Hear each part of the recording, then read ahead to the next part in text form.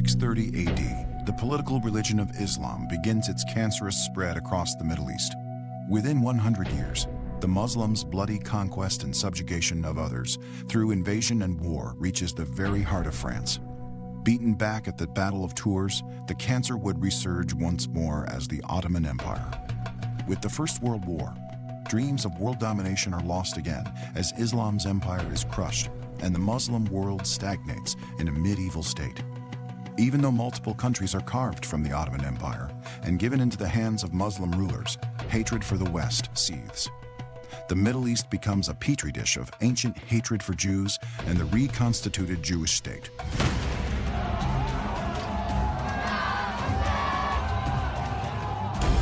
In the late 1960s, the Soviet Union finds an ally and thus begins an exploitation that reverberates to this day in one of the greatest campaigns of disinformation, an insidious formula to undermine and destroy Western civilization, a strategy still at work today. Prepare yourself for an eye-opening revelation as we unravel the world of disinformation. Disinformation is a kernel of truth around which you weave a tissue of falsehoods. And that twist with a lie is disinformation. People have manipulated. The media is manipulated and manipulating. This informer has no respect for means. Disinformation has a very long-term strategic objective. An influence campaign to influence American attitudes, to influence public opinion. Disinformation appears to come from a trusted source. A lie by the government. Disinformation flows from the delusion that you can change the world. Very sinister.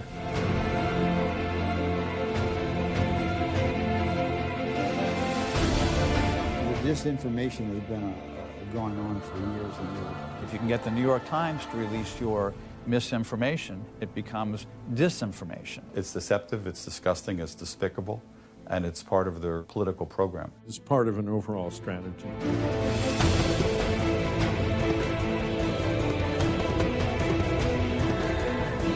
As we see disinformation as a way to sidestep us, particularly in the intelligence world. Disinformation has been part of the art of war going back to ancient times. Disinformation is pervasive. It's pervasive in our society and in our culture. It's a form of psychological warfare.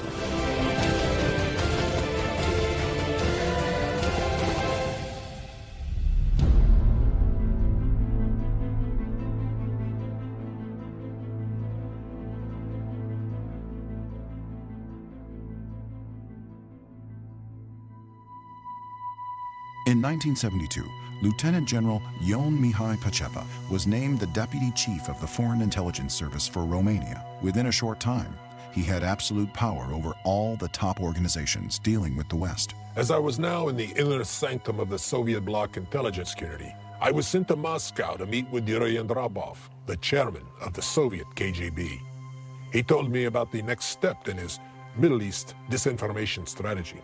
Yuri Andropov had begun his unprecedented 15 years as KGB chairman just a few months before the 1967 Six-Day War.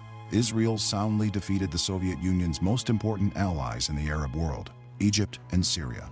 In those days, both were in effect being run by Soviet advisors. As the new KGB chairman, Andropov decided to repair the Kremlin's prestige by humiliating Israel. His master plan was to revive anti-Semitism, to regenerate international terrorism against the United States and Israel. Hundreds of undercover agents infiltrated the Islamic target countries, and by 1978, the Soviet bloc intelligence community had sent some 4,000 such agents. The KGB planted the seed by distributing an Arabic translation of the Protocols of the Elders of Zion, along with documentary material proving that the United States was a Zionist country whose aim was to start a new crusade on the Islamic world. Thousands of copies were disseminated throughout the Middle East. This was certainly one of the greatest disinformation campaigns of modern times. Kids in many Middle Eastern countries, Arab countries, read the protocols. The textbooks have references to the protocols as if this is the real, reliable documents. America is the great Satan, and Israel is the little Satan. That's what every leftist believes, and that's what every Islamist believes. And that would be what the KGB believed. So get the Jews. The terrorist war came into action at the end of 1968, when the KGB transformed airplane hijacking into an instrument of terror. Before 1969 came to an end, Palestinian terrorists, trained by the KGB, had hijacked their first El Al plane and landed it in Algeria. The hijacking had been planned and coordinated by the KGB, but to conceal his hand, Andropov had the Popular Front for the Liberation of Palestine, a KGB front group, take credit for the hijacking. During the next 2 years, various KGB-trained Palestinian terrorists took credit for hijacking 13 Israeli and Western planes. All these hijackings were masterminded by the KGB. The Soviet Union was very involved with Arab nationalists, basically from, the World War II period on, if not before. In the latter part of its lifespan, the Soviet Union began developing and I think very aggressively engaged in supporting people who weren't so much Arab nationalists as they were Islamists or jihadists, but in some degree were the sort of follow-on, the successors to the Arab nationalists. They trained terrorists. They helped them become much more formidable in terms of threat. And to varying degrees, they enabled or certainly facilitated their association with and interoperations in some cases with terrorists that the Soviets were also involved with in other parts of the world. The political success of hijacking Israeli airplanes prompted the KGB to expand into organizing public executions and attacks on Jews in airports, train stations, and other public places. The KGB threw millions of dollars and thousands of people into Andropov's disinformation and terror war. Here's the thing. The Islamists have been to school, and particularly the Palestinians, with the KGB and the communists during the Cold War. What the Islamists, the Muslim Brotherhood in particular, didn't learn from the KGB, they've learned from the American and European left. Andropov preached to me that in today's world, when nuclear arms have made military force obsolete, terrorism should become our main weapon against American Zionism. He looked at the Muslim world as a waiting petri dish in which we could nurture a strain of hate America, grown from the bacterium of Marxist-Leninist thought. Their illiterate, oppressed mouths could easily be whipped up to a fever pitch. We had only to keep repeating over and over that the United States was a warmongering Zionist country, anxious to take over the world. Anti-American, anti-Zion, they're opposite Zionism. They're opposite sides of the same coin. And if it's easier to excite someone with anti-Zionism, knowing that it will also produce anti-Americanism, that is a classic invitation to disinformation specialists. If you read Khomeini's biography carefully, you'll see that he was trained both by Nazis and by Soviet communists on how to organize his movement. So the whole structure of the cadres inside the Khomeini movement came straight from Moscow. Well, I've seen intel reports over the years that the Russians were working with the Palestinian terrorist organizations, not just Hamas, but the PLO and others. And the PLO trained in the Soviet Union. It's the least secret fact in the modern world. And the alliance between radical Muslims and the world communist organizations is very intimate and has been there all along. Nothing new. And why not? They have a common view of the kind of society and government they want to have, totalitarian, and they have a common enemy, us. What's quite striking as we flash forward to today is the ways in which one of their clients, the Muslim Brotherhood, has emulated and frankly improved upon, is targeting all of the civil society institutions in this country and our government for the purposes of subverting us and ultimately achieving their victory. if you look at the Palestinians in Gaza and the West Bank, their heroes are Nazis. Their heroes are people who kill people because they're Jews, not because of anything they did, just because they're Jews. Their children are taught to hate Jews and want to kill them.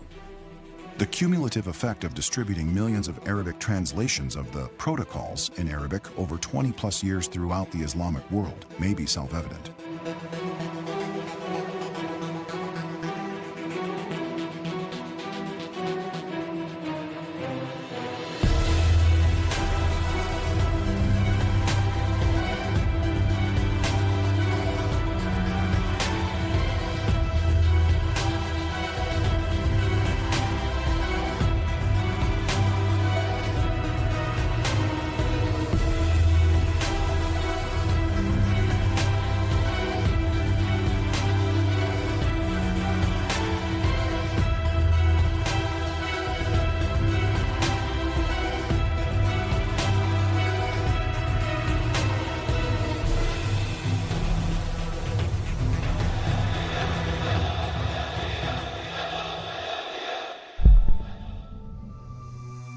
July 22nd, 1978, a date I will never forget. I was ordered to organize the killing of Noel Bernard, the director of Radio Free Europe's Romanian program. I knew then I had to ultimately decide, would I be a defector or a murderer? Disinformation means lying, and lying is the first step towards stealing and killing. I might have done a lot of reprehensible things during all those years, but I had resolved never to be involved in political assassinations. The prospect pushed me over the edge. My father's heed that I must be strong to be different rang in my ears, and I suddenly became strong enough to break from the darkness. On Sunday, July 23rd, 1978, I flew to Bonn, where I had to deliver a message from Ceausescu to the West German Chancellor. It was my final assignment for the megalomaniac. So I became a defector, a word that was too close to traitor and felt like a chain around my neck. My defection became a whirlwind trip in a CIA plane sent from Washington. It was past midnight when I secretly flew out of Germany. Throughout all those years of torment in Romania, I had been certain that I would not die under communism, no matter how high I might have been shoved up the communist ladder. At Andrews Air Force Base, I was greeted as a free man. The joy of finally becoming part of this land of liberty, where nothing was impossible. Well, that was surpassed only by the joy of simply being alive. Alone in my room that night, I fell to my knees and prayed out loud for the first time in more than 25 years. It took me a while. It was hard for me to find the right words to express my great joy and thanks to the good Lord. Forgiveness for my past life, strength for my new life. That's all I asked for. General Ion Mihai Pacepa defected in July, and that changed everything. He's the senior defector from the Cold War, two-star general, advisor to President Dictator for Life Nicolae Ceausescu. I was involved in debriefing the general for years. When a person defects, you ask what they know, what knowledgeability they have, microwave transmissions, scientific, technical, whatever. And he said, in 5 years, I'll begin to forget things you haven't yet asked me. And he was right. So he knew it all. The first time I heard the name of Ion Mihai Pacepa was in 1978, listening to Radio Free Europe. It was in the summer of 1978, and they announced that the head of the Romanian Foreign Intelligence, advisor to President Nicolae Ceausescu, General Ion Mihai Pacepa, defected to the West. I called a friend of mine, and I said, let's get together. I said, have you ever heard of this Pacepa fellow and so on? So I said, oh, nobody talks about him. He was a very, very big shot. General Pacepa had, as we know, a crisis of conscience, a change of heart, and he eventually came away from the dark side and came to the U.S. and helped the CIA to figure out the communist world. Listen, I have to say that Pacepa is one of a handful of people in my life who has given me a fundamentally different and accurate understanding of the way the world works. He's illuminated the history of the modern world to me. Before he defected to the U.S., he never had contact My understanding with U.S. intelligence, not with me, not with the CIA, when he decided to jump, it was everything or nothing. That's important. Before he defected, he had a trip that he arranged to all the Eastern European intelligence chiefs, just to talk about how you're doing, what kind of things you have. He would tell what he had, they would tell Hungarian, the Czech, the Polish. So when he came out, he was that much more valuable because he knew those countries' information as well. I mean, that's a big deal. So how far in advance did he plan it? Well, like, oh, this, I just thought of it overnight. No, that's a months in advance trip. I have publicly supported the idea that what General Pacepa did in 1978 was a service to the Romanian people. He didn't betray Romania or the Romanian nation. He betrayed a despicable terrorist dictatorship. And I think that in so doing, he helped the survival of the idea of honor in the history of Romania. Soon after Pacepa's defection, Ceausescu imposed 2 death sentences and decreed a bounty of $2 million for Pacepa's death. Terrorist leaders Arafat and Gaddafi set $1 more million reward each. The first major attempt to kill me in the U.S. was codenamed Operation 363, and it used Carlos the Jackal as the would-be assassin. Thanks to the CIA, Carlos was unable to find me. Although Pacepa had been granted asylum, much of the information he gave the Carter administration was dismissed. The disinformation campaign that he'd helped launch to create a westernized image of Ceausescu had worked. Jimmy Carter had determined that he could end the Cold War by welcoming Ceausescu as a new type of communist, a democratic communist. The State Department and administration helping Romania to maintain its most favored nation trade status did not want to hear or believe what I disclosed. In my eagerness to blurt out what I knew about the inner workings of the Soviet bloc's disinformation machinery, I immediately reported that Ceausescu's glorious image in Washington had been handcrafted by the KGB. That was not good news for President Carter, who just 3 months earlier had publicly hailed Ceausescu as a great national and international leader. Thus, Carter alleged that my defection had been concocted by the KGB to destroy his excellent relations with Ceausescu. Ceausescu was unaware of Carter's distrust and dismantled much of the Warsaw Pact's spy service in the West. It was not until the election of Ronald Reagan that Pacepa was able to impart his valuable information to the West. I came here right before Reagan. I remember being interviewed in the beginning. People said, oh, you're from the former Soviet Union, you were a dissident, what do you think? Who's going to win? And I said, that's obvious to me, Ronald Reagan. And this is before it became clear that he has a good chance. They said, really? Why? I said, finally, we have a president who gets it, who understands what the real evil is. The Soviet Union is not joking. They work 24/7 to destroy the world, to take over the world. They're not joking, they mean it. I meant it. Millions of people are willing to die to destroy America.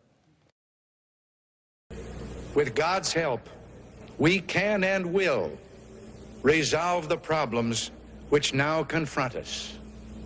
And after all, why shouldn't we believe that? We are Americans. God bless you and thank you. Thank you very much. So he said every time he wrote an LHM that came from Pacepa, it was going right to Reagan. So the headquarters and the West Wing of the White House, through his national security advisor and to the president. Well, it made me write them really as carefully as I could to make sure we had it all straight, especially because we were debriefing in Romanian. But that's the intensity and the level of consequence. Let us be aware that while they preach the supremacy of the state, declare its omnipotence over individual man, and predict its eventual domination of all peoples on the earth, they are the focus of evil in the modern world. In 1987, Pacepa's book, Red Horizons, allowed the world to see Ceausescu naked, the way he really was, an assassin and an international terrorist. His life of outrageous luxury was paid for with money obtained from the illegal sale of human beings, arms, and drugs. Ceausescu was probably one of the most evil. It was darker in Romania, both kilowatt and evil-wise, than it was even in Moscow. Ceausescu was a very evil man, and his wife, Elena. But when Pacepa asked me, I read his book, and later I took Pacepa's book down to the White House and gave it to the president. And that helped change the issue of most favored nation trading status. He would later call it my Bible for dealing with dictators. Ceausescu had cleverly devised a system he named the Horizons to dupe the West into believing that he was a different sort of communist, and that Romania, therefore, was a different sort of communist country. The big lie: Romania was independent of Moscow, more interested in trade with the West, and less repressive than other Soviet bloc countries. In 1988, Red Horizons was serialized on Radio Free Europe and heard in Romania for the first time. Pacepa's book revealed the damnable corruption of the Marxist government of Romania in great detail. And I remember being in Romanian homes where they'd close the curtains and they'd get on the ground and turn on that radio frequency, and they made sure even their kids weren't home because kids informed on parents. And when Pacepa's book came out and Pacepa's revelations, it was like it gave power to the powerless. I can't even explain. Romanians were, I've never seen such, it was like finally, someone that people will listen to has made known of our suffering and our oppression and our plight. I knew instinctively this was going to be the beginning of the end of this regime. It was like, a drop of water to an army that was just sleeping. I have always said that Red Horizons is the single greatest portrait of a communist society that I've ever read. A lot of this was what Romanians and a lot of other people learned through Mike Pacepa's book, Red Horizons, because the corruption, the incredible self-dealing, brutality, and all the rest of the Romanian communist establishment, Ceausescu and the others, both Ceausescus, was stunning. And the image of Ceausescu and his crowd in the clique in the book was basically one of a thug, of basically a group of gangsters who took over Romania, and were fundamentally the second thing, were basically, in spite of their pretense to have an independent foreign policy very different from the Soviet Union, in reality being Soviet tools. That shattered the whole edifice, the whole world of pretense, including the immense amount of disinformation that Ceausescu and his crowd were producing and disseminating in the West. Across Europe this wall will fall, for it cannot withstand faith, it cannot withstand truth. Mr. Gorbachev, tear down this wall.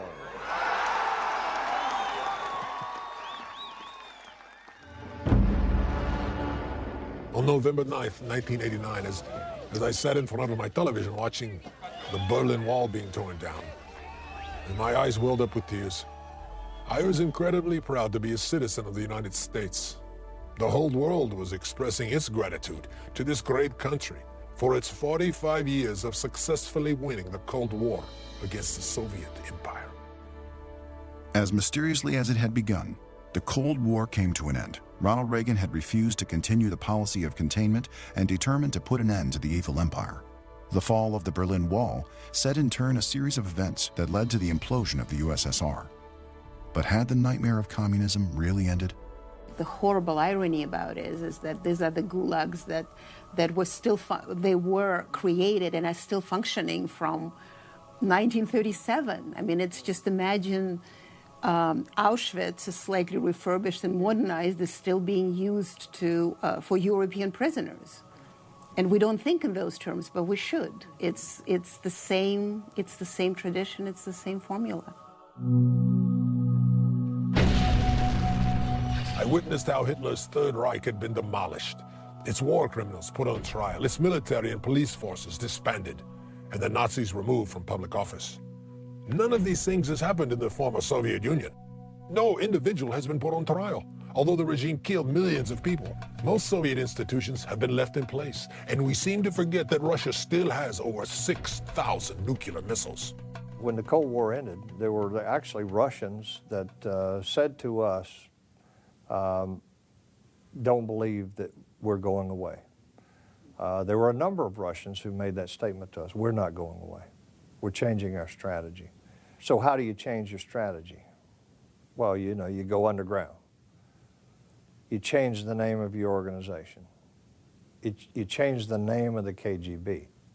Well, the KGB by any other name is still the KGB. It is still the most influential entity in Russia today, more powerful actually than the Politburo. And it is powerful because the man that is in charge of Russia is a former member of the KGB and considers himself to still be in charge of the KGB. They never lost their focus on destroying America. But I think that they saw that there was a new strategy to be used that would allow us to destroy ourselves. Wow. I think we're doing that, aren't we?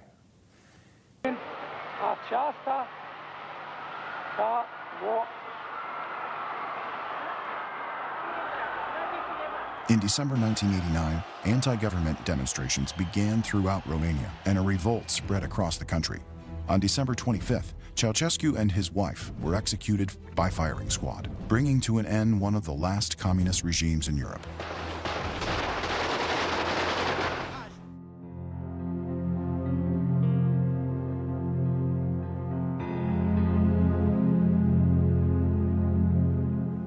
A Romanian newspaper concluded, the publication of Red Horizons played an uncontested role in revealing in all its hideousness the true face of a dictatorship, which with diabolical cunningness had managed to outfox a part of the world.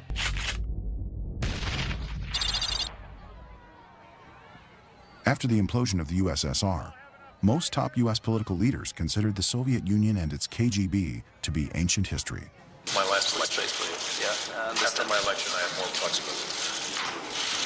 I understand. I transmit this information to Vladimir and understand. Soviet intelligence, in terms of its people, in terms of its apparatuses, in terms of its modus operandi, I think is very much alive and well today, and by some accounts operating, for example, in this country at a level that actually exceeds that of the Cold War. Many in America have bought into another Kremlin disinformation.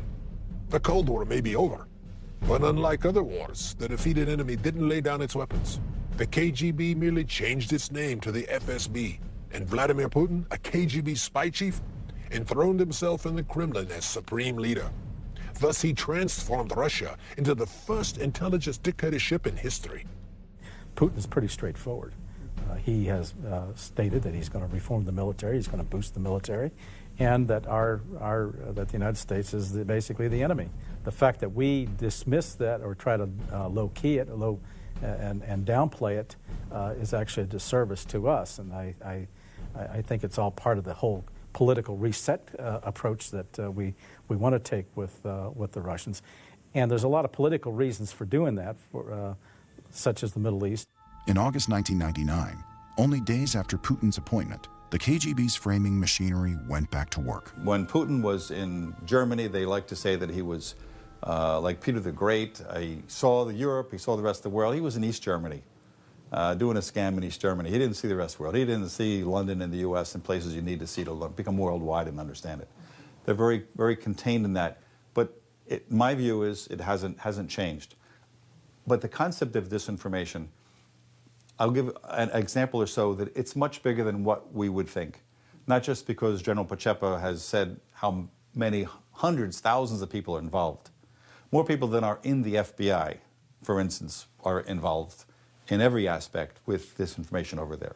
I think the instinctive reaction from Putin is to oppose whatever it is that the Western democracies are supporting. He sees us, I think, as essentially an enemy. Because the example we set, and it's not just us, it's other countries too, the example that we set undermines his ability to order everybody around. We have to remember that Russia lost its international influence with the collapse of the Soviet Union. And Putin is a kind of mock dictator, small dictator. As a KGB man, Vladimir Putin cannot think any differently. He thinks the same way as Stalin did.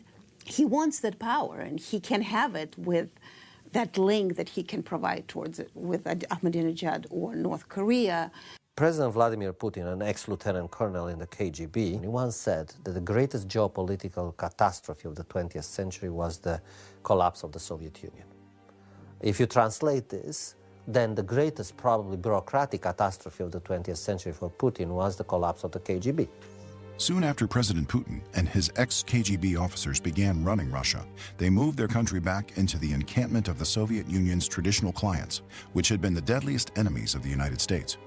Putin started out favoring precisely the three governments labeled by the U.S. as an axis of evil: Iran, Iraq, and North Korea.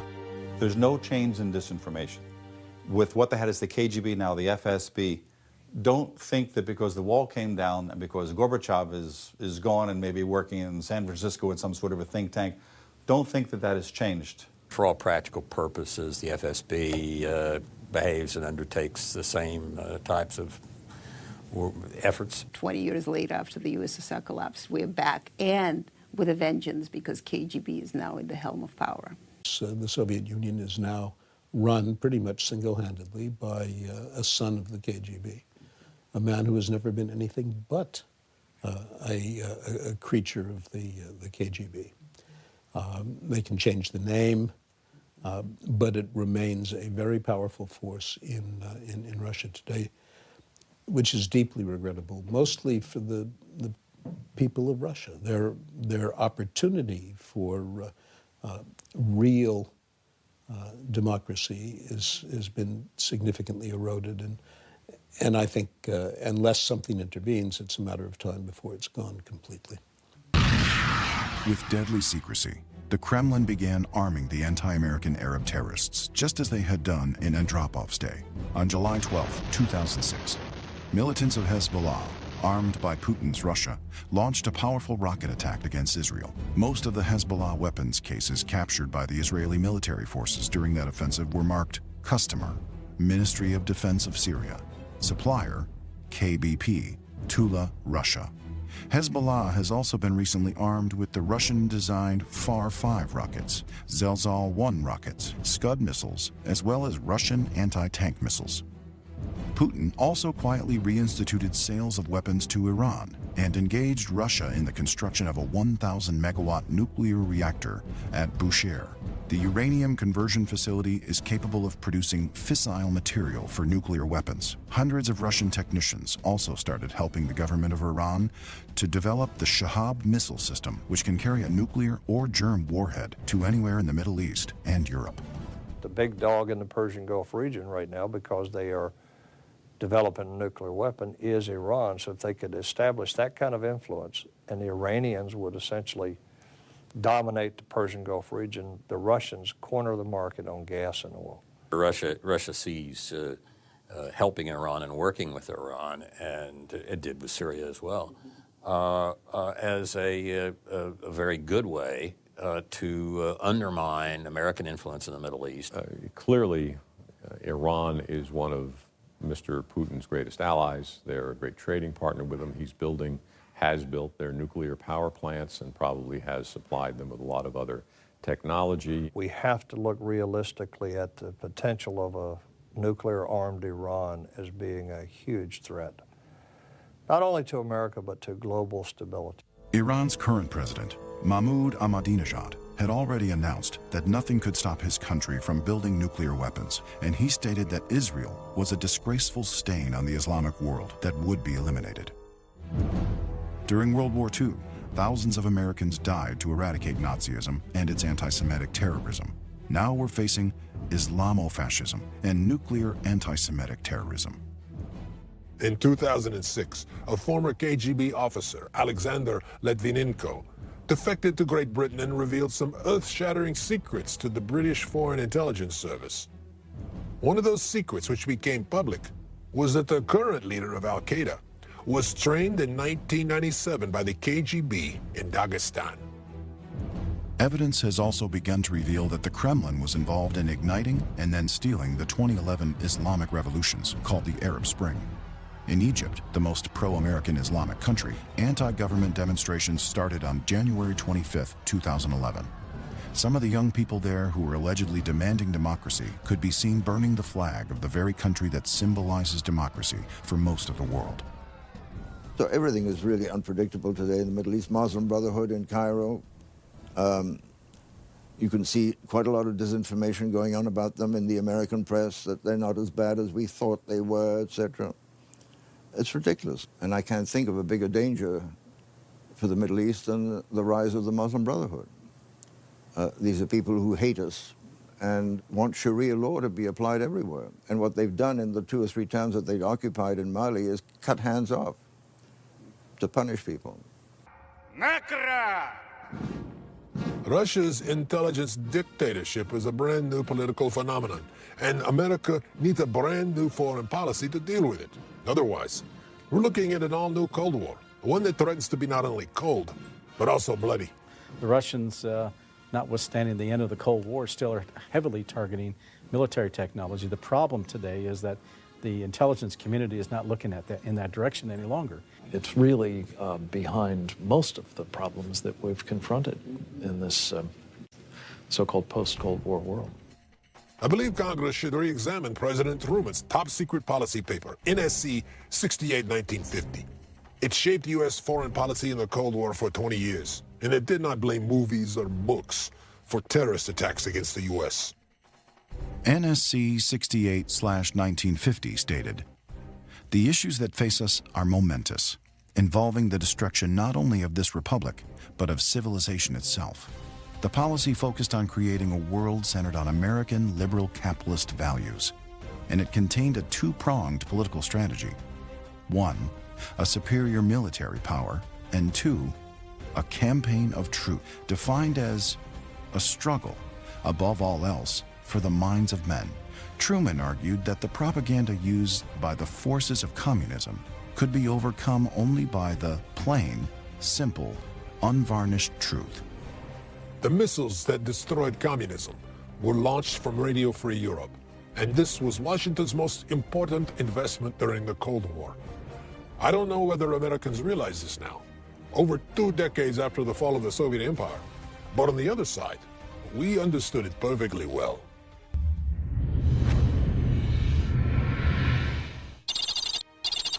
4:30 p.m. in Moscow, September 11th, 2001. Members of the FSB raised their glasses in annual celebration to the birthday of their founder, Felix Dzerzhinsky. During the revolution of 1917, he established and developed the Soviet state security forces that became notorious for torture and mass summary executions. Dzerzhinsky was named Bloody Felix.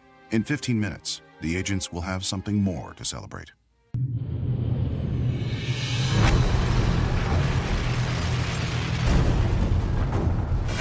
These extremists say there can be no compromise or dialogue with those they call infidels. It is foolish to think that you can negotiate with them. On September 11th, President George W. Bush called for a war on terror. It was a war, he said, that was rooted in ideology, an ideology that followed in the path of fascism, communism, and totalitarianism. The weapon of choice for that horrific act of terrorism that has changed the face of our world? A hijacked airplane, a concept invented by the KGB. This is Yuri Andropov's legacy, the father of a new disinformation era, the father of the age of terrorism. Andropov's anti-American and anti-Jewish terrorism has grown into a kind of a nefarious science, threatening the whole civilized world. In the Islamic world, thousands of people danced in the streets for days to celebrate the glorious victory over the American evil. In America, for the first time since the early years of the Vietnam War, the country was united. Democrats and Republicans came together to stop terrorists and terrorist regimes in Iraq and Afghanistan. But when the presidential election rolled around in 2004, many Democrats developed amnesia.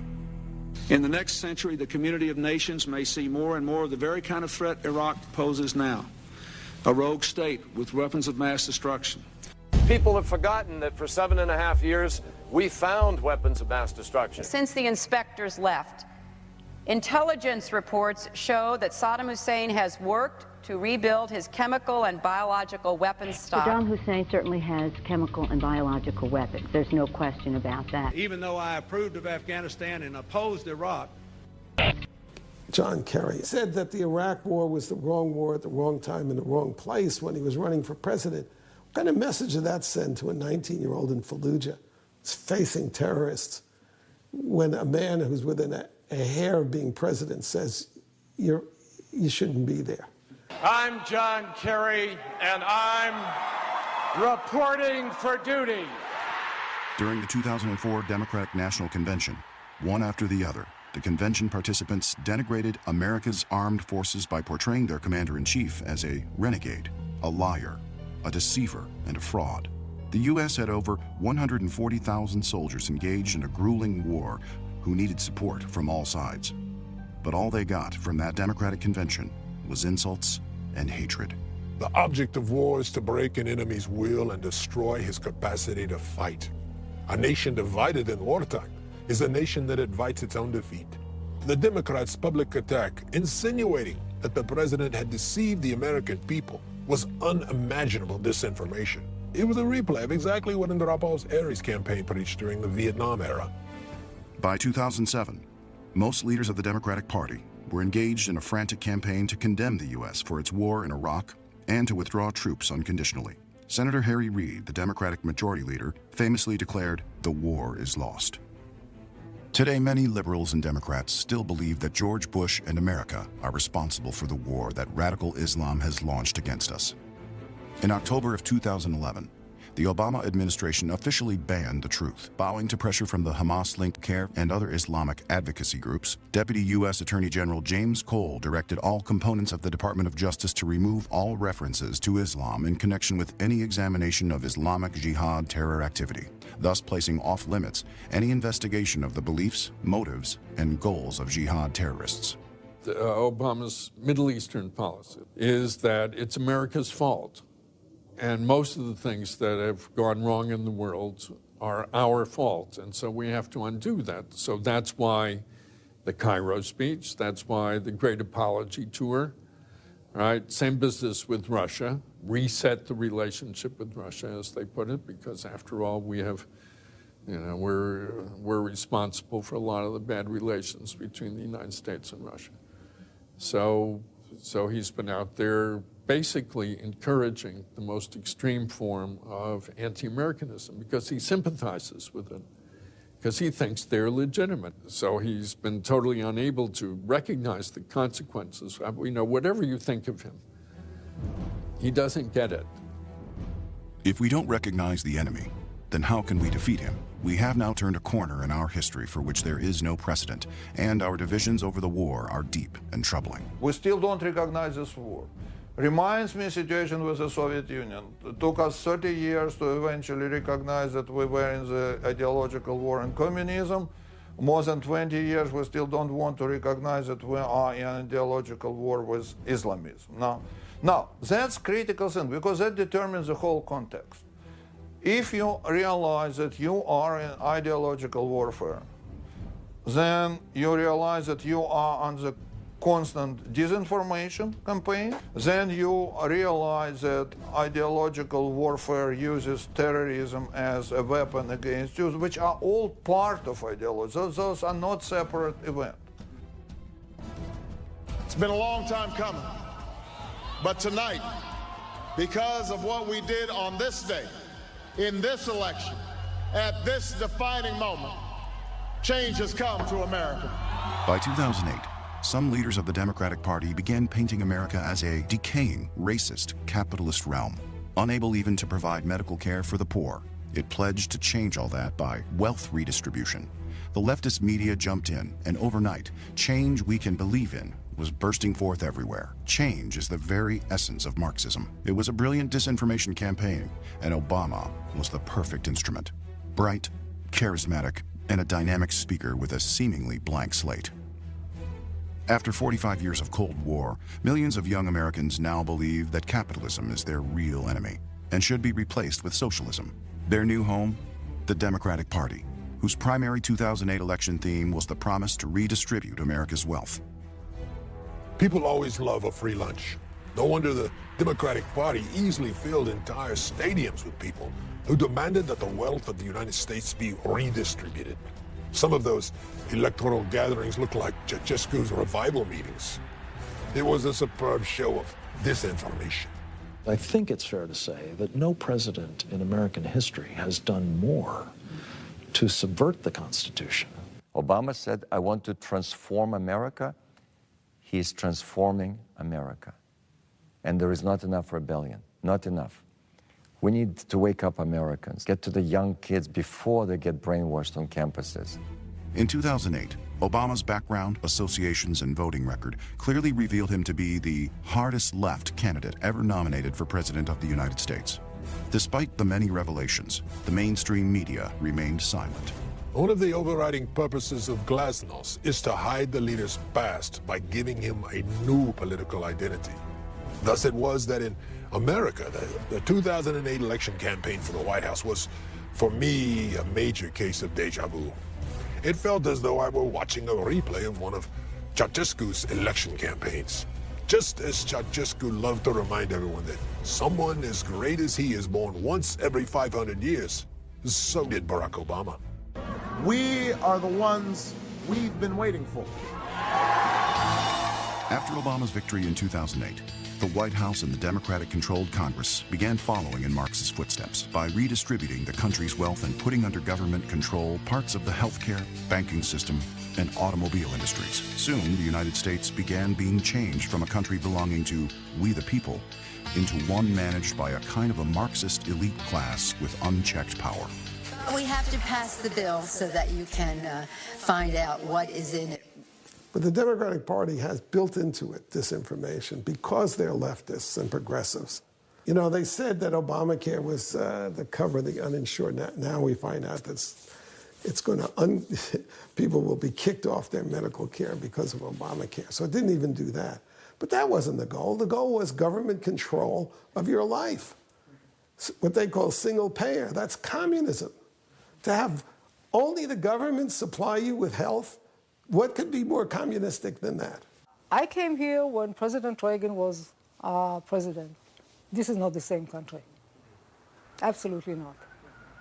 When tens of thousands of Americans disagreed, a member of the U.S. congressional elite, Democratic Representative Steve Cohen, called them Nazis. It was a tried and true old Marxist tactic to demonize critics. It was a tactic that Obama would skillfully use on his next opponent with great success.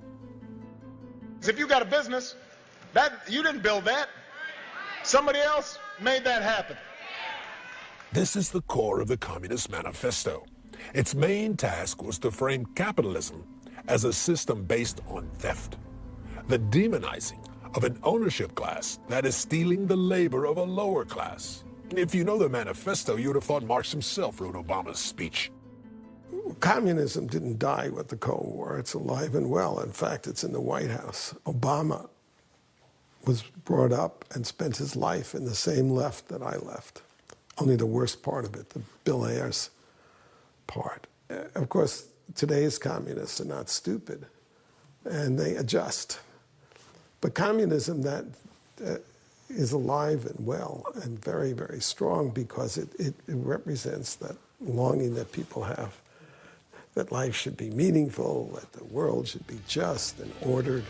Change in the direction of greater fairness was still the Democratic Party's theme for the 2012 election, with the main target, American capitalism. In a 2008 Rasmussen poll, only 53% of Americans preferred capitalism to socialism, with another 27% unsure and 20% strongly opting for socialism. Saul Alinsky, who is the Karl Marx of the Obama left, his whole book is about lying. It's about the ends justify the means. Our ends are so noble because we're going to save the world.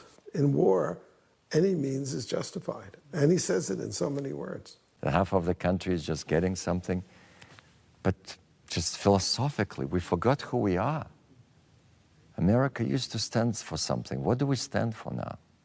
I fought against communism in the Soviet Union.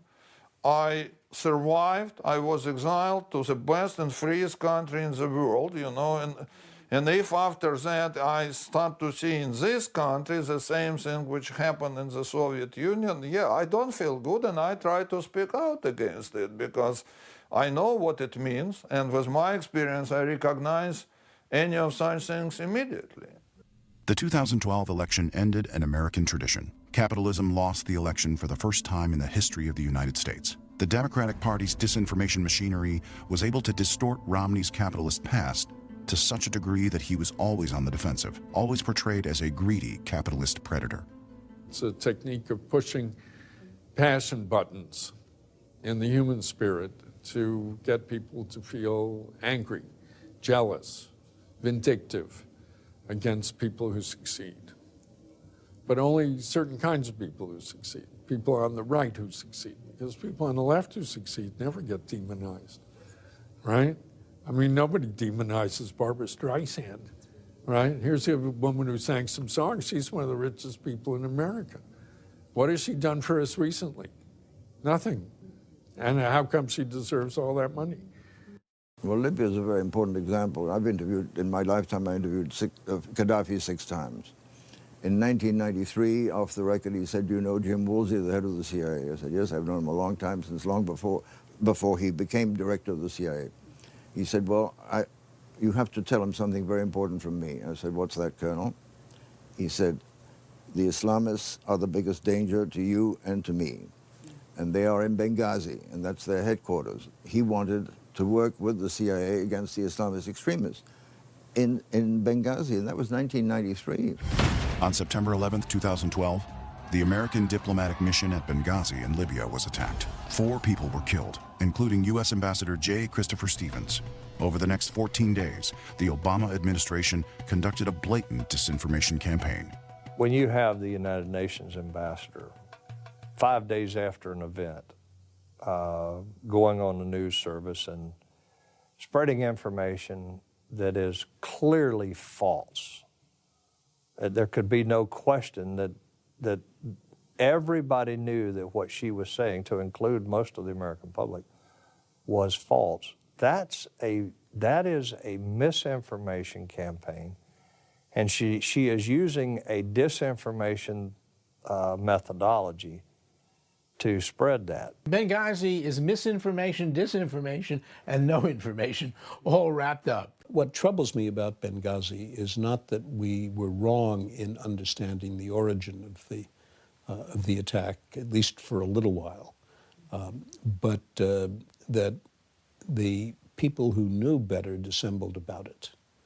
And I think it's obvious they did so for political reasons. We were close to an election. They did not want to acknowledge that the death of al-Qaeda may have been prematurely announced. It would have been embarrassing. And so they skated over the facts, even as the facts became available. People demonstrating, protesting some video do not show up in front of an American building carrying RPGs, right? They're not crazy demonstrators who are all upset about some lunatic in California making a movie they don't like. The purpose was to ensure that the administration was reelected, and that their chances of being reelected were not hurt because they had spread another disinformation that the administration has defeated al-Qaeda, that they're all but non-existent, only to find that not only has it not gone away, but it is very powerful and we're still their target. And I think we need to know the truth. I think for the American people not to have that information would be wrong. And so we're going to continue to push it. Whether or not we'll be successful will depend on you and if the American people call their congressmen. The ultimate expression of this disinformation by the Obama administration was the statement made before the UN General Assembly by the President of the United States, fully 2 weeks after the September 11th attack, in which he again referred to the video, and then he made this statement. The future must not belong to those who slander the Prophet of Islam. Now that's a sentence you could have heard Osama bin Laden, Mohammed Morsi, Ayman Zawahiri, any of these guys say as a justification for their jihadism against us. And it's not just disinformation on the part of the President of the United States. And I'm afraid the Obama administration is prepared to sacrifice our First Amendment rights. Disinformation has become the bubonic plague of our modern world. Water makes a hole in the stone not by force, but by constant dripping. That is how disinformation works. Drop by drop by drop. It takes time. Virtually all of America's major institutions today are way to the left of the public. Now think about this. The American public for a long time have polled at 40% self-identify as conservative, 35% self-identify as moderate, and 20 or 21% as liberal. That 40% plus 35% conservative moderate is the center-right majority of America. And yet our institutions, our schools, and especially our colleges, which are absurdly to the left, Hollywood, the entertainment and news media, the foundations and philanthropies, even many of our churches are way over on the left. How did that happen?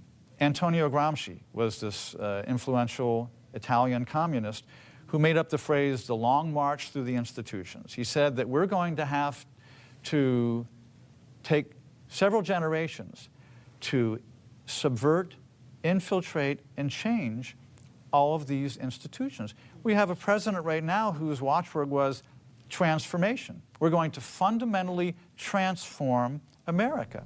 Today, a major source of disinformation is spread through conspiracy theories. Many governments in the Mideast take these theories as fact, much like the protocols of Zion are. The most incendiary still circulating revolve around 9/11, with such fabrications that the CIA or Mossad were behind the attacks, and that no Jews died in the Twin Towers that day. People like conspiracy theories.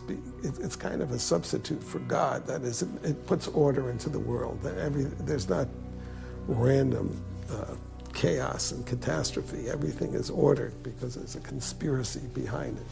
So people are prone, they feel comfortable with conspiracy theories. Over my 27 years in the Soviet bloc intelligence community, I was privy to many Cold War disinformation operations that eventually lost steam, but they were never entirely compromised because of that kernel of truth. So many still haunt the world like ghosts that never die. It seems that Americans have relaxed too much now, and they believe what they want to believe on the basis of whether or not it's convenient. Americans want to be amused. Now think about it. Muse is to think. Amuse is without thinking. So they'd rather sit in front of the TV and watch a reality show and then take a 30-second soundbite, which could be from the media, it could be a news flash, or it could be a political ad. That political ad, for example, might say, well, the Republicans are for the wealthy and the Democrats are for the common man. And they form their opinion on that 30-second soundbite, and then go back to being amused. Because they make no effort to try and discern the truth. They make no effort to go beyond what is in their comfort zone. So they will believe the lies of the media, and the media does. The media is part of the disinformation campaign. You know, one of the really interesting things, talking about disinformation, is the extent to which we have now permitted not simply programming that would have been, frankly, unimaginable, I think, during the Cold War, in terms of its sympathy for the Russians and its willingness to portray the United States in a very unflattering light. But we have Russia Today, we have Chinese Xinhua, we have Al Jazeera, and other instruments of enemy propaganda, or certainly the information warfare apparatuses of countries that are unfriendly to the United States, and I think wish us ill, now having access to millions of Americans' homes. And that's a vehicle for disinformation and, for that matter, as I say, political warfare on an epic scale. The lies have been allowed to become history, to become truth. But what is truth? What is history? Without understanding the outrageous and uniquely Soviet tactic of disinformation, our worldview can become distorted. There is no defensive strategy in ideological war. There is no defense. You have always be offensive, you have attack. You believe in your own ideas, right? Go ahead, be offensive, attack, promote those ideas, bring it to them. Never be apologetic. Never try to excuse and explain why you have those things. That's absolutely because just you start to do it, people start to have doubts whether you are really right or whether you really yourself believe in those own ideas. Even today, progressives are subtly repackaging the communists' ideas and legacies and passing them on in the curricula of our schools, in the news media, in Hollywood films, on the internet, and on TV. Over the past several decades, American universities have grown into a hotbed of disinformation. I'm very concerned about America. I feel this is not the same America that I discovered when I arrived here in 1980. I think the most dangerous source of evil brainwashing and propaganda is coming from Ivy League schools, top-notch schools. The only place on earth where people still believe in Marxism and Leninism and communism. The only bulwark against disinformation is knowledge. And that's why the educational system is so important, and that's why the current American crisis really is based on the failure of our educational system and the takeover of the educational system by a single ideology. What I cannot stand and what really terrifies me about the country nowadays is that it's so monolithic. And, you know, people start saying, well, look at Obama. Where did Obama get all these crazy ideas from? I keep saying to them, look, Obama you can find 1,000 Obamas in chat rooms online or in dormitories, anywhere in our top universities. Just go in, guys sitting around drinking beer and talking. They'll talk just like him because he believes what they believe. They think the same way he thinks. All these slogans based on nothing. Promoting Marxist ideas and approaches with no mention of the bloody legacy of these doctrines is the rule rather than the exception. College campuses are teeming with anti-America, anti-Jew, and anti-white rhetoric. A professor's job is not to tell students what to think. It is to help them to think critically and for themselves. Yet thousands of professors go to work every day with the intention of indoctrinating their students in their political prejudices. These supposed teachers have even included unrepentant terrorists Bill Ayers, Kathy Bodan, and Bernadine Dorn of the Weather Underground. Resistance by every means necessary is happening and will continue to happen within the United States as well as around the world, and I remain committed to the struggle ahead. Secular universities in America, they are radically leftist, not liberal. Liberal is, my dad was a liberal, okay.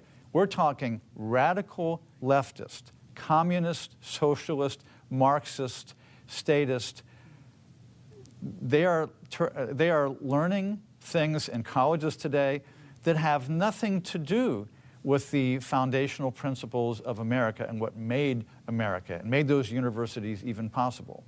There's a professor now, I forgot in what school in the United States, who said it's absolutely false that Stalin and the Stalinist regime, not Stalin personally, killed millions of people. What do you do with such a person? And who teaches? And who basically, this is basically a discourse of implicit hatred by denying, basically by killing these people the second time. This is historical pornography. Following the Boston Marathon bombing, Princeton University professor Richard Falk stated that the U.S. should not be surprised. After all, it supports Israel. Falk quoted a line from poet W.H. Auden. "Those to whom evil is done, do evil in return." He went on to suggest that there will be more such attacks, especially if there is no disposition to rethink U.S. relations to others in the world, starting with the Middle East.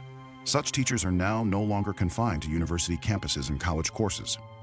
In March of 2013, parents in Tennessee discovered their high school students were being taught disinformation from a human geography textbook. Among the many leftist statements and historical inaccuracies was a highly anti-Semitic question dealing with terrorism. The textbook states, "Distinguishing terrorism from other acts of political violence can be difficult. For example, if a Palestinian suicide bomber kills several dozen Israeli teenagers in a Jerusalem restaurant, is that terrorism or wartime retaliation against Israeli government policies and army actions?" In the recent case of the Boston Marathon massacre, carried out by two Caucasian Muslim brothers, one an American citizen, the question is asked, what could be the motivation? Looking at the liberal elite intellectual thought that infects the Boston community and schools might be a good place to start. The younger brother of the pair graduated from the celebrated Boston High School, Cambridge Ringe and Latin School, where he was daily taught anti-American disinformation. His history teacher, Larry Aronson, is a disciple of the raving, America-hating, revisionist historian Howard Zinn. He is taught from the Marxist anti-American history book by Zinn, A People's History of the United States, since 1981. If you don't know Zinn's contempt for America, here's a sample of his work. Around 1776, certain important people in the English colonies made a discovery that would prove enormously useful for the next 200 years. They found that by creating a nation, a legal entity called the United States, they could take over land, profits, and political power from the favorites of the British Empire. Zinn was a liberal elite darling who claimed his eyes were open to the racist, imperialist horror that is America by writer I.F. Stone. Stone was a prominent writer in his day, who later was confirmed to be a paid KGB agent when the Iron Curtain fell and certain Soviet documents became public. It is more than coincidental that his articles expressed the position of the Soviet Union on so many issues. Today, the mainstream press is increasingly revealed to be little more than a government propaganda ministry. The big media in today's America are becoming barely more respected and believable than were their Soviet counterparts a generation ago. Some trace it to the 60s cultural revolution, when the radical left literally spilled out into America's streets, while university campuses gave rise to a host of radical new liberation movements. Undeniably, the misnamed mainstream media have been the primary force behind many leftist agendas for at least a generation. The mainstream media is largely a provider of disinformation. The news media in America today, I think, can fairly be described as a full-time disinformation machine. You got to remember there are two parts to disinformation. One is the message, it's a lie. It's meant to advance a certain agenda. Okay. The other part of that disinformation machinery is that the delivery vehicle for the message has to be credible, at least in the minds of the people receiving the message. The news media have long been credible to the public mind. Even people that say, yeah, they're kind of liberal, still, people think that if something really bad is happening, the media will tell them about it. And that, unfortunately, has not been the case. There is hope. Not the Obama kind, but the real kind. A widespread media revolution is in progress, as millions are gravitating to the new media. Today, you have a very robust talk radio world. You have the internet. I work for WND, which is a big online news organization. Basically, it is a new world where people can go to a news source where they feel comfortable that the basic worldview of the people behind that news source is compatible with theirs. In the 20th century, film and cinema have become the most powerful tools of information and disinformation. Goebbels in Nazi Germany and Stalin in Russia used the power of film to spread propaganda within their countries and worldwide. Few filmmakers today come under the hand of government control. Unfortunately, though, many filmmakers have bought into the lie of Marxism and socialism and delved deeply into the art of disinformation. Hollywood is a fascinating case of disinformation because it's disinformation being promulgated by the uninformed. It's people whose minds have already been brainwashed, essentially, then spewing out what they were told by the media to spew out. But the power of Hollywood, because it has a lot of talented people to promulgate this information advertently and inadvertently, is stupendous. In fact, it's probably more powerful than the liberal politicians, because that disinformation is going out to young people whose minds are not critical and who've already, and the ground has been prepared in the schools, and the schools are actually taking a liberal pablum movie and showing it to the schools, and the kids think it's real. And probably the most famous and best at the craft of deceptive cinema is Oliver Stone. Over the last 2 decades, he has produced a string of films that repeatedly demonstrate his Marxist worldview and spew anti-American disinformation. He could have easily worked for the KGB back in the day. In his Untold History of the United States, America is portrayed as an evil force in the events of the last 75 years. The pseudo-documentary film series evokes overt sympathy for the Germans and the Japanese during World War II, as well as for Stalin himself. It's just total nonsense, and it portrays, again, Comrade Stalin as this poor, misunderstood person. And if we'd only been nicer to Comrade Stalin, things would have worked out so much better. I mean, the Cold War is our fault, according to them. What he's done for Showtime is much more dangerous, because that presents it as a documentary of World War II and says that the U.S. was unfair to Stalin at Yalta and things like that. And first of all, the average viewer has never heard of Yalta. They vaguely heard of Stalin as kind of a Russian bad guy. They don't know anything about any of this stuff. So they've effectively been propagandized. They've been recipients of disinformation. I was sitting down with a woman who's a prominent figure in the Hispanic American community, and she was telling me that she was learning all kinds of things about this country that she hadn't known as a result of Oliver Stone and his research. Historian Ronald Radish calls the Untold History Cold War revisionism, and sees similarities to communist author Karl Marjani's book, We Can Be Friends, The Origins of the Cold War. Over and over, Stone uses the same quotations, the same arrangements of material, and the same arguments as Marjani, a Soviet agent in 1952. Rather than being shouted down as many did at the release of Stone's JFK, the Untold History has been widely embraced by the left-wing academic establishment and by the progressive culture in general. There have been no outcries over the libels committed on the memories of Truman, Kennedy, or America. This clearly demonstrates how the Soviet disinformation machine has won the culture war in the U.S. Robert Redford is another filmmaker known for his leftist-leaning anti-America disinformation. His recent movie, The Company You Keep, is thinly disguised as an ode to the 60s as the model of activism and terrorism for every future generation to emulate. The 1960s have become to the left what 1776 once was to the old America. Each protest, down to Occupy Wall Street, is looked upon as a rebirth of the spirit of the 60s. The movie paints its main characters, former Weather Underground-type radicals, in a flattering light, even though they confuse murder with idealism and youthful anger with principles. All the people I knew when I was young wanted America to lose the Cold War. And they did it for what some people call idealistic reasons, but I don't see it that way. That tends to excuse what they did. They were blinded because they believed in a future in which socialism, communism, which there would be social justice. That's the term today for delusional people on the left. The American left has a long history of treating radical killers like heroes. We see this today as communist murderers such as Stalin, Mao, and Che are lifted to mythical status. Time magazine writes, "The Company You Keep is streaked with melancholy, a disappointment that the Second American Revolution never came. Of course, the melancholy mourning is not for those murdered, but that the violence fizzled out without accomplishing anything." Thus, the film is another disinformation vehicle, a revisionist history of the 60s in which change might have happened if only the left had never compromised.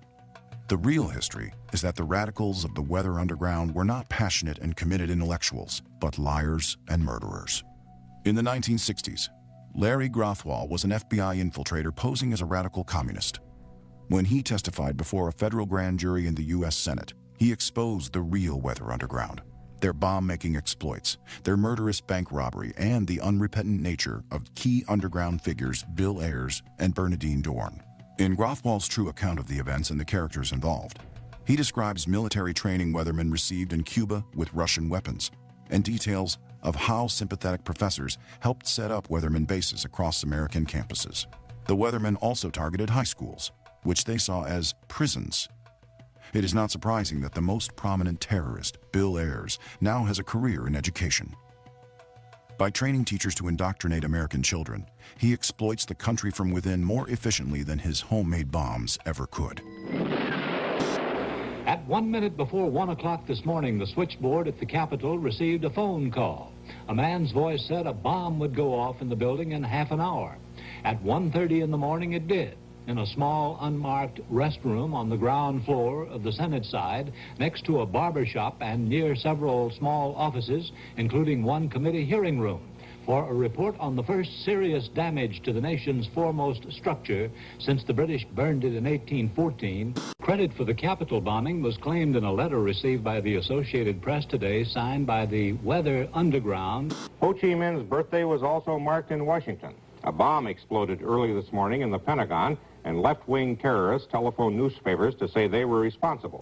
People calling themselves members of the Weather Underground last night planted bombs in federal office buildings in Washington and Oakland, California.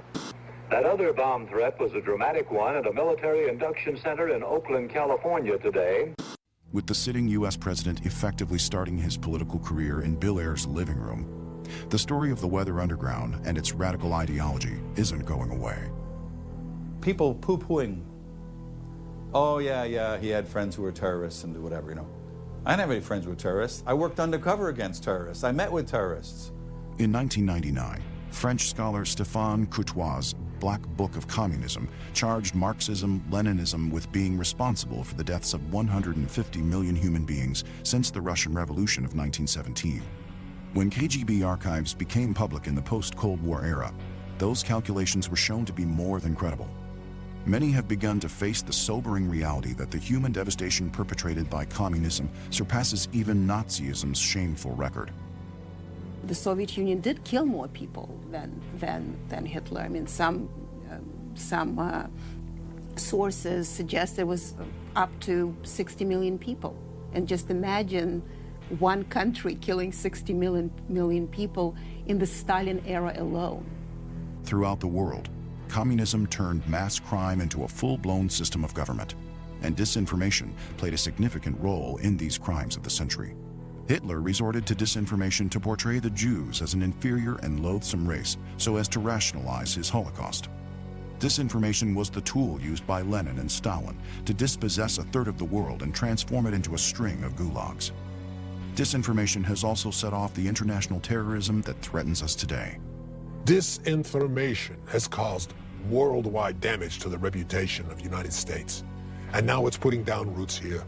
To fight this invisible weapon, we must first recognize it for what it is and decode its hidden mission, since it is usually clothed in innocuous civilian dress, as were the terrorists who killed 3,000 Americans on September 11th. My guess is that the Ronald Reagan of 1976 would be very clear about the mortal peril that is facing our country. And he would set about, in his inimitable way, laying out an optimistic but very hard-headed strategy for trying to turn things around, for getting our government back onto a track that respects and upholds and defends our Constitution. I think he would also be very clear about the sort of threat that he recognized in his time from totalitarians, especially their ability to use not only violence and the threat of violence, but also disinformation as a means of subverting us and destroying us from within. In another few years, we will not be a superpower in any way. Not economically, not militarily, not intellectually, not in any way, unless the pendulum swings. But I am an optimist. I love this country. I've been all over the world. I do believe the American spirit. I do believe that Americans, you can push them up to a point, but sooner or later they will say, stop it, enough. Because when you have on one hand intensive, well-organized propaganda, you know, who repeats and repeats the same thing, and you are sitting passively instead of developing your own propaganda, and I say propaganda can be a very good word, is the things which you try to explain are good things. So propaganda of freedom and democracy is good. Let's put it this way, because it's pretty simple. The late Andrew Breitbart, who was a good friend of mine, said one thing: politics is downstream of culture. And he was 100% correct. By the time you get to the age of voting, your mind has already been filled up with right and wrong and this and that, so many other things that you're not seeing straight.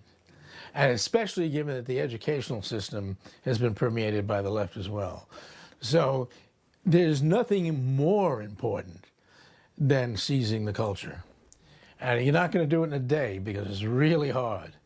But you got to do it step by step, and if you don't, it's over. I think the circumstances in America are going to force us out of our comfort zone. And then we're going to start looking for truth.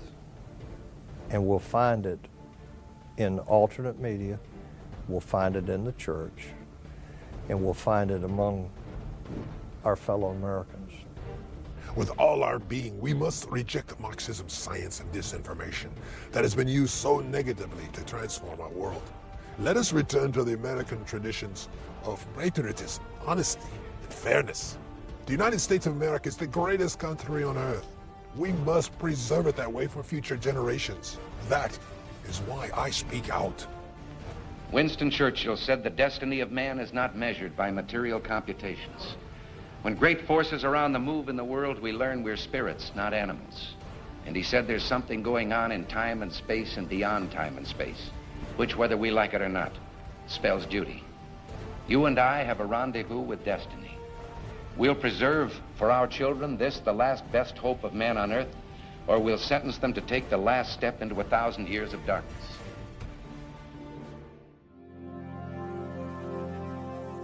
It has been many years since I escaped from that evil society known as the Soviet Empire and came to the United States, the land of my youthful dreams. Even today, it is still difficult for me to find adequate words to express my gratitude to the U.S. government for granting me political asylum. July 28th of 1989 was the most important benchmark in my new life. On that day, I became an American citizen. I paid with 2 death sentences and multiple attempts to kill me for the privilege of becoming a citizen of this unique land of freedom. And I believe it is my duty to help it avoid the Marxist curse.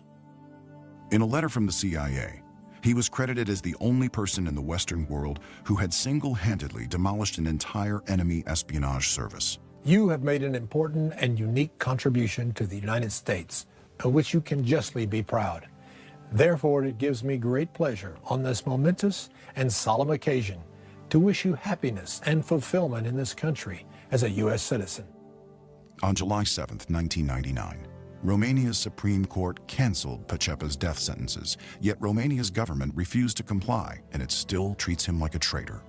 Romania is a marvelous country, which once had the misfortune of falling under the spell of Marxism and disinformation. I love my native country. I treasure my first 50 years of life there, my relatives, my good friends, and the graves of my parents. I started my life over at the age of 50 in order to help Romania's courageous people rid themselves of one of the most disgusting tyrants history has ever known. I felt a strong obligation to do so.